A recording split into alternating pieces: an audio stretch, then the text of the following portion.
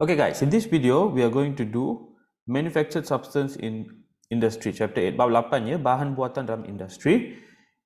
So kita akan buat 8.1, 8.1, alloy dan kepentingannya, alloy and its importance. So let's start straight away. What is an alloy? Apakah itu alloy? Alloy sebenarnya merupakan campuran dua atau lebih unsur. It's a mixture of two or more elements. Tetapi unsur utama dia, the main element must be a metal. Unsur utama ialah logam. Inilah yang dimaksudkan dengan alloy. Maksudnya kita ada satu logam dan kita campur dengan unsur yang lain. We mix it with other elements inside. Jadilah alloy. Itu saja. That's an alloy. Okay. So what are the properties of alloy? Apakah sifat alloy dan sifat logam tulen? Now, when we are looking at things around us, contohnya sudu ini. Okay, sudu ini kita anggap dia logam. We take it as metal. Actually, most likely is not a metal but an alloy. Semua bahan yang kita nampak sebagai logam di sekitar kita, kemungkinan besar dia sebenarnya adalah alloy. There's a high chance everything that you look around you that you think is metal is an alloy. Why? Because pertama sekali kekerasan, hardness. Pure alloy sebenarnya dia lembut tau. Dia tak keras sangat. Taklah lembut, tapi tak keras sangat. It's not very hard, pure metal. It's less hard. Alloys are much harder. So, awak faham sekarang lah kenapa bila kita buat bahan menggunakan, bila kita pilih bahan untuk buat bahan di sekitar kita, then alloy lebih sesuai sebab dia lebih keras, so dia lebih tahan. It's more lasting because it is harder. So, that's why we use alloys. Okay, appearance, permukaan dia. Pure metal, logam tulen, is dull, pudar. Dia tidak berkilat sebenarnya. Okay, kecuali kita kilatkan dia. Tapi bila kita biarkan macam tu saja, dia akan jadi pudar balik. Okay, when metal, when you first cut the metal, the surface will be shiny, but after a while it will become dull. Now, alloys are shiny. There are certain alloys that we use specifically because they remain shiny. Dia kekal berkilat. Okay, resistance to corrosion, sifat tahan kakisan. Now, alloys are easily corroded, mudah kakis. Okay. Now, pure metals are easily corroded. Logam tulen mudah kakis. Tapi alloy, they are resistant to corrosion. Dia tahan kakisan. So, these are the comparison of properties. Inilah perbandingan sifat-sifat antara logam tulen dengan alloy, pure metal and alloy. Right? Now, let's look at the arrangement of atoms. So, kenapa logam tulen sifat dia macam tu? Why are pure metals with that characteristic and why do alloys have that characteristic? Kenapa alloy dia ada sifat-sifat tertentu? Ini disebabkan oleh susunan atomnya. This is because of the arrangement of atoms. Yeah. So if we look at this is the arrangement of pure metal, logam tulen. So bila kita nampak susunan dia, apa yang kita boleh nampak? What do we see? You see that everything is the same size. Logam tulen terdiri daripada satu jenis atom saja because it's made of one type of atom. So kalau satu jenis atom, semua atom memanglah ada saiz yang sama kan? Everything is the same size. So it has an orderly arrangement. Okay, dia ada susunan yang teratur. Memanglah macam ni lah. Okay, tapi apakah kekurangannya? What is the downfall of this? When everything is arrange like this so nicely, dengan dia tersusun secara teratur macam ni, bila kita mengenakan daya macam ini, if we apply a force here, what will happen? Semua teratur. So bila semua teratur macam ni, everything is nicely arranged, what will happen? This one will just slide. Atom-atom ini, lapisan atom ini akan menggelongsor macam ini. Jadi apa yang berlaku kepada logam tulen itu, what happens to pure metal? It will change shape lah. Bentuk dia akan berubah. Okay, sebab lapisan atom boleh menggelongsor dengan mudah. These are keywords, kata kunci ya. Okay, so when a force is applied, layers of atoms easily slide over each other. Menggelongsor dengan mudah antara satu sama lain. Ini kata kunci ya. So apakah sifat logam tulen? What is the property of pure metal here? Apabila dia mudah menggelongsor macam ni, this is ductile, mulur. Mulur. Maksudnya kita boleh tarik dia untuk menjadi dawai. We can pull it into wires. Mulur. Okay, sebab dia mudah menggelongsor. Okay. Now, another property of pure metal. Ada lagi satu sifat logam tulen. Okay, disebabkan oleh ruang kosong di sini. So, dalam susunan logam tulen, atom logam tulen, in the arrangement of the atoms of pure metal, we have spaces. Terdapat ruang di dalamnya. Alright, di antaranya lah, di antara atom, ruang kosong. Okay, what happens when you apply a force? Bila kita kenakan daya, apa yang berlaku? Dia akan menggelongsor lagi. It will slide again, isn't it? Right, and fill up the spaces. Dan dia akan memenuhi ruang.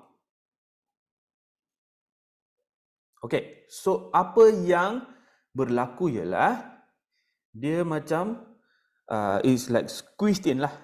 Okay, so ini adalah malleable, boleh ditempa. Maksudnya bila kita mengenakan daya ke atas logam, kita boleh lepirkan dia. You can flatten it. You can flatten it, kita boleh melepirkan dan membentuk dia.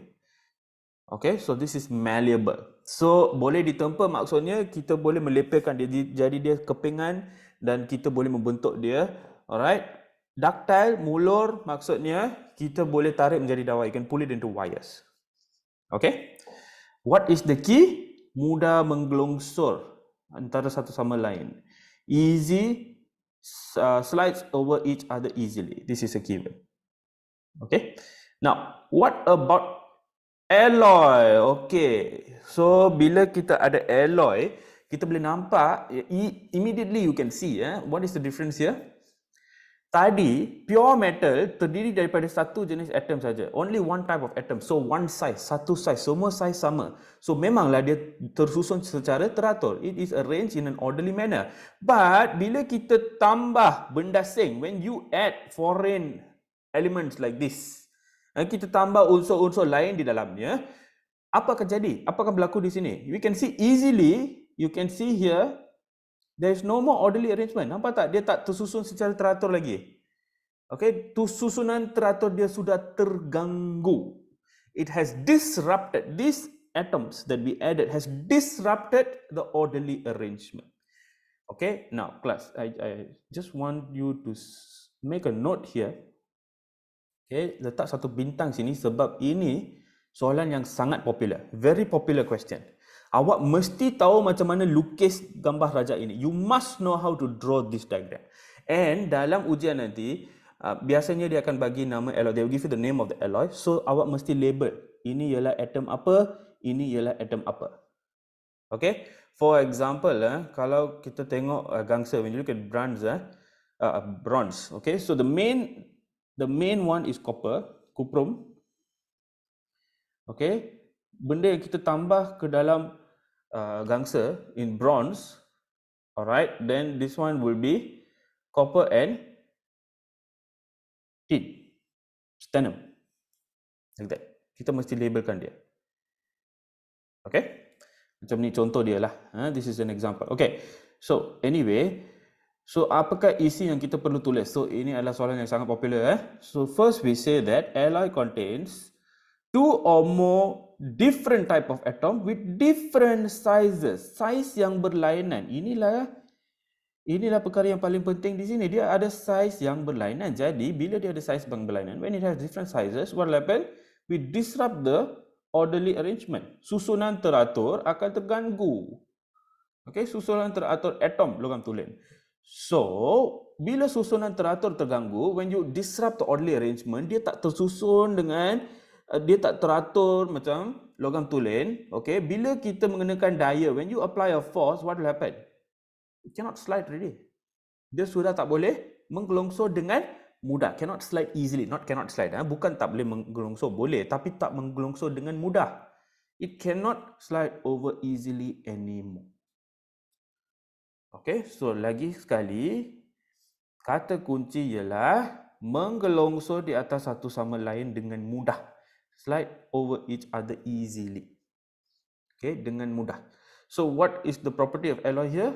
Jadi dia akan jadi kuat lah. It becomes hard. Dia jadi keras. Okay. Alright. Now, ada dua eksperimen dalam tajuk ini. There's two experiments. So 8.1, 8.1 ialah mengkaji perbandingan sifat alloy dengan logam tulen. Okay, so sebenarnya 8.1 tapi ada A dengan B, ada dua. There's two. Now, the first one is sifat tahan kakisan, resistance to corrosion. Okay, so apa yang kita buat sini, what do we do here? Let me show you the apparatus first. So inilah susunan radas dia. Apa yang berlaku di sini ialah kita ada air suling. We have distilled water in a beaker, di dalam beaker, dan kita letak kepingan besi di dalamnya. We put the iron plate inside. So iron, besi So ini ialah logam tulen. This is the pure metal, right? Then di sini kita ada keluli nir karat. We have stainless steel plate. So keluli nir karat ini adalah alloy. This is an alloy. Ini ialah alloy. Okay. So satu kepingan logam tulen, satu kepingan alloy. One plate of pure metal, one plate of alloy we put inside water. Kenapa air? Sebab air akan mempercepatkan kakisan. Water will speed up the corrosion process. That's why we put it inside water. So we have to leave it for a week. Okay. Now from here, sebelum saya tunjuk jawapan, why don't you pause here and try to write all your variables. Cuba tulis semua pun boleh ubah. Okay. So what are the variables? So what are we manipulating? Apa yang dimanipulasikan? Jenis kepingan, type of plate, isn't it? Sebab satu adalah logam tulen, satu adalah alloy. One is pure metal, one is alloy. What is the responding? Apa yang kita nak pada apa kesudahan eksperimen ini? Apa yang kita cari sebenarnya? We are looking for the corrosion, kakisan, corrosion of the plate. Kita tengok dia sudah kakis ke tak? Has it corroded or not? What is fixed? Apa yang dimalarkan di sini? So disebabkan air akan mempercepatkan proses kakisan ini. The water will accelerate the corrosion process. So what we need is the same volume, isi padu air suling yang sama, same volume of distilled water, and the same size of plate. Size kepingan mesti sama juga. Okay, sebab kalau dia lebih besar sudah tentu ada lebih kakisan lah. Alright. Okay, so now what will happen? Okay, setelah 1 minggu apa akan berlaku? So pada mulanya, in the beginning, we will clean it with sandpaper. Okay, kita akan bersihkan dengan kertas pasir dulu.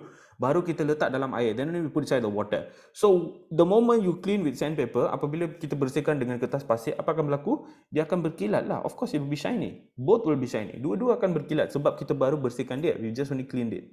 Okay. After you leave for 1 week, selepas 1 minggu, apa akan berlaku? Now, keluli nir karat, ingat ini ialah alloy. This is an alloy.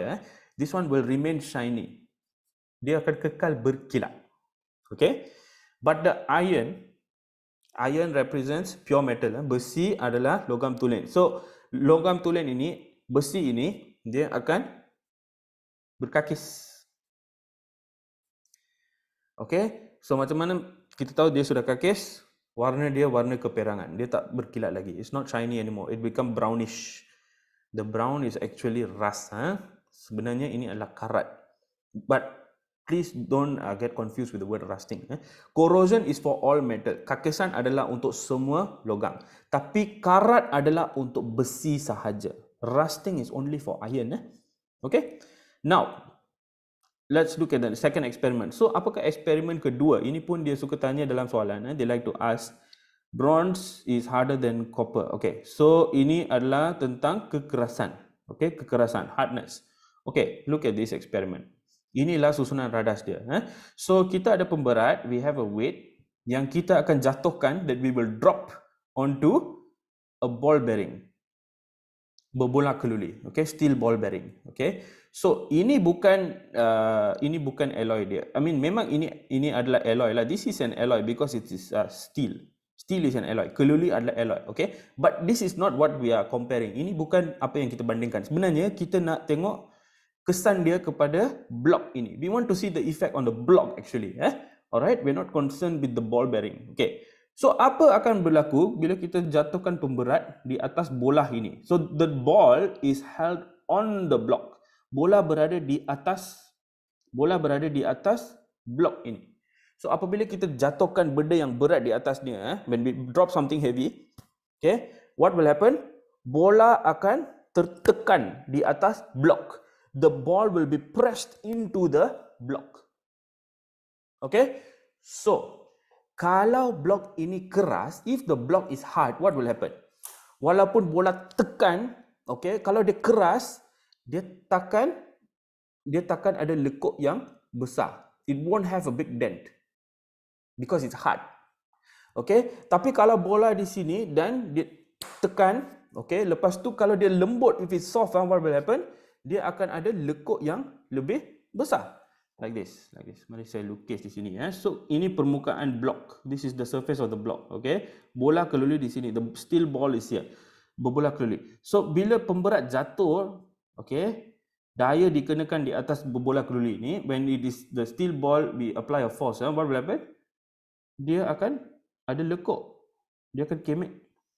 There will be a dent, right? So kalau dia keras, if it's hard, this dent will be very small. Tapi kalau dia lembut, if it's soft, if it is soft, then lekuk dia akan besar. It will be a bigger dent. This is how we test the hardness. Beginilah kita uji kekerasan dia. So, apakah kuantiti yang kita ukur di sini? What is the quantity that we are measuring? We will be measuring the diameter of the dent. Kita akan ambil diameter lekuk. So that's the experiment lah. Inilah eksperimen dia. So kita tengok diameter lekuk. So we will do a few times. Eksperimen ini sebenarnya saya harap awak akan buat di sekolah nanti. Ataupun kalau tingkatan 5 saya harap awak sudah buat. Sebenarnya eksperimen ini tak mudah untuk kita buat because blok yang kita gunakan sebenarnya biasanya lah sangat kecil. It's a very tiny block. Very hard to hit the ball correctly. Susah untuk kita kena bola itu dengan tepat. Perlu ada practice sikit lah. Alright. So anyway, sudah tentunya kesimpulannya definitely the bronze gangsa iaitu alloy di sini. Alloy ini lebih keras, harder than copper. Lebih keras daripada copper. Alright. Okay. So mari kita tengok soalan perbincangan. Jangan dalam bila awak belajar, silalah beri perhatian kepada soalan perbincangan. Please pay attention to discussion question because this is the question that will come out in your section A. Ini akan keluar dalam bahagian A, kertas 2. Alright, state the reason for cleaning the iron plate and the stainless steel plate with sandpaper. Kenapa kita perlu bersihkan kepingan dengan kertas pasir? Why? Okay.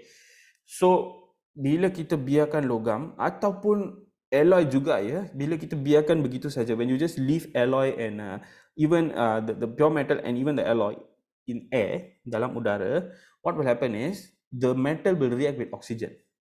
Logam akan bertindak dengan oksigen, bertindak balas dengan oksigen.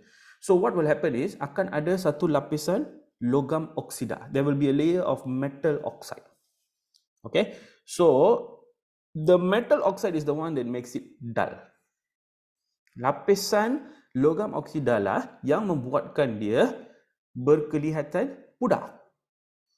Okay, so why do we clean with sandpaper? We want to remove this layer. Kita nak tanggalkan lapisan ini, mengeluarkan lapisan ini. Lapisan logam teroksida, the oxidized metal layer. Okay, so state the relationship between the diameter of dent and the hardness. Apakah hubungan di antara diameter lekuk dan sifat kekerasan? So apabila ada soalan hubungan relationship, so kita boleh gunakan format semakin. You can use the format higher, lower, higher, or you can use when increases, when decreases, macam tu. So what is this? So when the diameter, kalau diameter dia lebih kecil, that means dia lebih keras kan? Okay, if the diameter is smaller, it's harder, isn't it? Alright, so here we can say the larger the diameter, the lower the hardness. Semakin besar lekuk, diameter lekuk, semakin kurang kekerasan. Kalau lekuk besar, dia lembut. If the diameter is bigger, that means it's softer. Alright, so this is the experiment. Okay, now let's go to the uses of alloy. Penggunaan alloy berdasarkan komposisi dan sifat, based on composition and properties. Okay, so we're going to learn a few different alloys here. So first is steel. Steel, keluli. Okay. What is the main metal? Ingat, alloy sebenarnya terdiri daripada beberapa unsur, different elements, but the main element, unsur yang utama ialah logam. Main elements metal, right? So what is the what is it here? What's the main metal for steel? Iron, besi, 98%. So apakah unsur yang kita campur di dalamnya? What's the element that we added inside? For steel, it is carbon. So sekali lagi unsur yang kita campur ini, the element that we added doesn't have to be a metal, tak semestinya logam. Bukan logam pun boleh. Non-metals are possible as well. So what is the property of steel? Apakah sifat alloy ini? Keluli. It is hard, harder, lebih keras daripada, ini kita buat perbandingan dengan logam tulen dia. We are comparing with the pure metal. Okay, it's harder and stronger, lebih kuat. So kita guna keluli untuk apa? We use steel a lot actually, banyak. Okay, so we use it for building framework, rangka bangunan. Pernah nampak tak kawasan construction site, you will see ada besi-besi yang keluar dari tanah, right? They are metal that is coming out of the ground, metal rod besi. That one is made of steel lah. Itu adalah rangka dia. Okay, bridge, jambatan. Okay, we use it for peralatan tools. We make tools like whatever, plier ke, spanner, whatever it is lah. Framework of heavy machinery, rangka jentera berat, and body of vehicle, badan kenderaan pun kita gunakan keluli because it's stronger and harder. Alright, now why we use iron? So you will see kita gunakan banyak besi tau. Kenapa? Because on the crust of the earth, iron is very abundant. Besi ini banyak dijumpai di permukaan bumi, on the crust, in the crust. So senang untuk kita dapat besi. Okay, that's why we use iron, if you're wondering, compared to all the other metals lah. Okay, tapi besi itu sendiri tak cukup kuat, so kita jadikan dia alloy lah. We make it an alloy to make it even stronger and harder. Alright, so stainless steel, keluli nirkarat. What is this? Iron again. So dia masih keluli. So memanglah besi. Besi adalah logam utama dia. So once again we still have carbon. Kita ada carbon juga. Now, other than that, kita juga ada nickel. Okay, we have nickel, and then we have something else as well. We have chromium. Kita ada chromium juga. Okay, so ini sekejap ya. So this one actually is the percentage is wrong lah. Give me 1 minute. So ini ialah keluli nirkarat ialah 73 saja. 73 besi. Ini 73% besi. Okay, so kita ada carbon juga. Carbon ialah 1% saja, 1%. Okay, and then we have the rest is alright. Okay, and then we have chromium, 18%. Alright, so ini adalah keluli nirkarat, stainless steel. So what are the properties? Apakah sifat dia? So stainless steel, so memanglah dia lebih kuat. Yes, it is harder, it is stronger. But what is special about this is, apa yang istimewa tentang keluli nirkarat is, memang ada dalam nama dia juga, nirkarat. Okay, stainless. Stainless means it does not rust. Okay, dia tidak mengarat, tahan terhadap pengaratan, resistant to rusting. So remember, rusting is only used for iron. Pengaratan ini hanya digunakan untuk besi saja, untuk ferrum saja. Alright? Okay, so what do we use this for? Benda yang takkan berkarat, kita guna dalam bahan-bahan yang akan banyak sentuh air. We use for things that will always be in contact with water, that will has a lot of contact with water. So such as seperti cutlery, sudu garpu. Okay, memanglah dia selalu kena air kan, because kita makan itu, makanan itu ada air, right? Okay, and then surgical tools, pembedahan, sinki, sink, and bathroom fixtures. So tengoklah semua ini kena air. Alright. Okay, bronze, gangsa. So kita tahu gangsa sebab dia adalah salah satu daripada pingat kan. It's one of the medals, right? Gold, silver and bronze, right? So semua orang tahu warna gangsa lah. Okay, so bronze is made up of what? Logam utama dia ialah, the main metal is copper. Okay, cuprum. And then apa yang kita tambah? Stannum, tin. Seperti yang saya tunjuk tadi. 10%, 10% saja. Okay, so kita boleh nampak juga ya, when we add the substance, kita tambah sedikit saja. We only add a little bit. Okay, because what is the goal? Apakah tujuan dia? We just want to disrupt the orderly arrangement. Kita nak ganggu susunan teratur saja. Kita nak mengganggu susunan teratur supaya dia tidak mudah menggelongsor. Not easily slide, it doesn't easily slide away each other. That's what we want. So we just need to use a little bit only. Okay. So what are the characteristics of bronze? Apakah ciri-ciri gangsa? Definitely harder, stronger. Memang alloy lebih kuat dan lebih keras lah. What is special about this? It is shiny, berkilat. Sebab itulah kita guna untuk pingat. That's why we use it for medals, right? Because it's shiny. And it is resistant to corrosion also. Okay, dia tahan terhadap kakesan. So see here, I didn't use rusting. Jangan guna pengaratan sini, kakesan. Okay, benda yang sama, actually it's the same thing, it's the oxidation of the metal. Dia menjadi logam oksida, tapi pengaratan hanya digunakan untuk besi. Rusting is only used for iron. Okay, so what do we use bronze for? Medals, pingat, trophy, piala and monument, tugu. Alright, so brass. Okay, class, please put a star here, bronze and brass. Okay, dia suka tanya. Dia suka tanya dalam soalan. They like to ask bronze and brass. So you need to know the composition. Komposisi ini memang awak perlu hafal. So brass is also copper because you will get easily confused between bronze and brass. Gangsa dan loyang. Sini pun kuprom 70%. Apa 30% itu? What is the 30%? Zinc. Brass and zinc. Okay, bronze is tin, brass is zinc. Benda yang kita tambah, the extra thing that we add. So brass, what is the characteristic? Harder, definitely. Stronger, definitely. Memang lebih kuat, lebih keras. Okay, and also shiny, berkilat juga. Okay, also resistant to corrosion. Tapi rupa dia berbeza sikit. It looks a bit different. Brass is a bit more gold. If you want to know what is brass, remember trumpet. Semua orang tahu trumpet kan? Okay, so that's a brass instrument. Itu adalah alat muzik loyang. So itulah warna dia. That's the color. That's the color. So we use for brass music, brass instruments. Alat muzik loyang, doorknobs, tombol pintu. Okay, and then keys, kunci, brass. That's why we use brass for. Alright. Now, duralumin. So duralumin, what is the main element?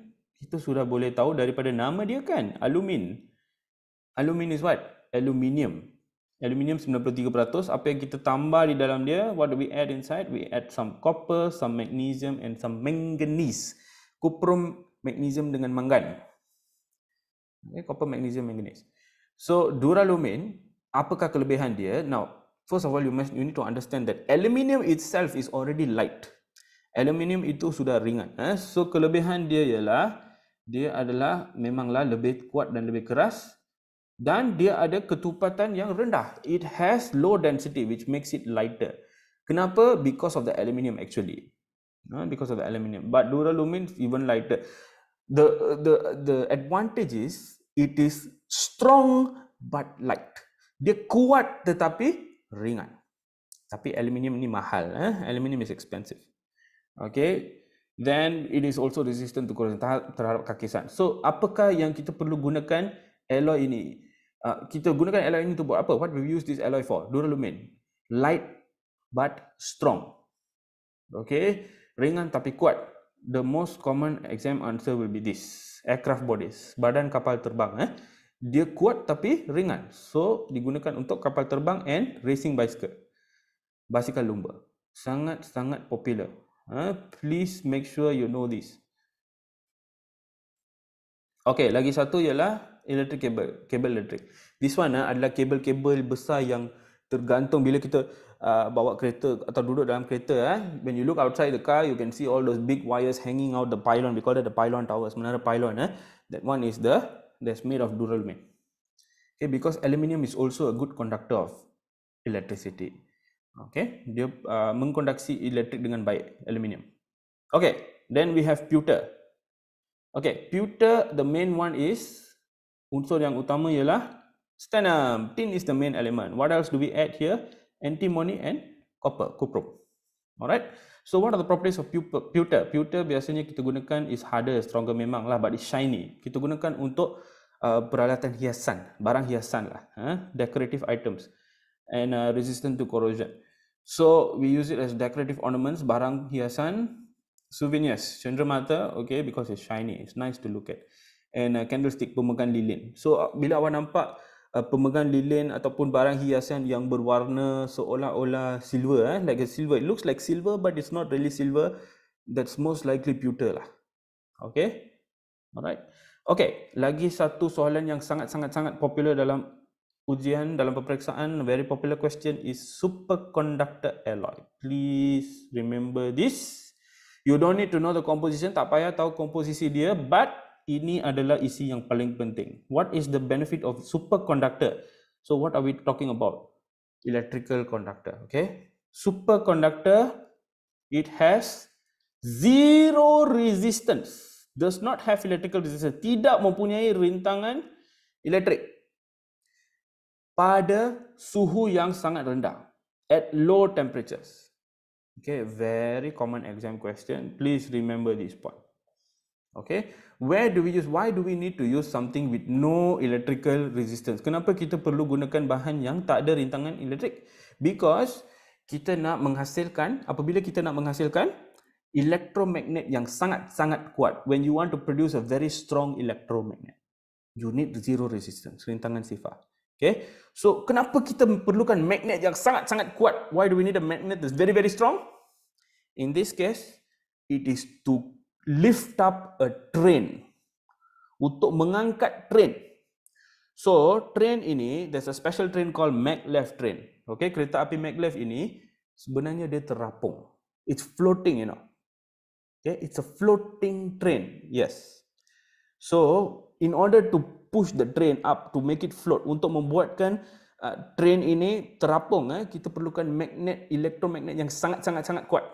So how to produce a very strong electromagnet? You need a very high current. Kita perlukan arus elektrik yang tinggi. Jadi kita perlukan rintangan yang rendah. That's when we use this alloy. Okay, maglev train. Sangat popular juga.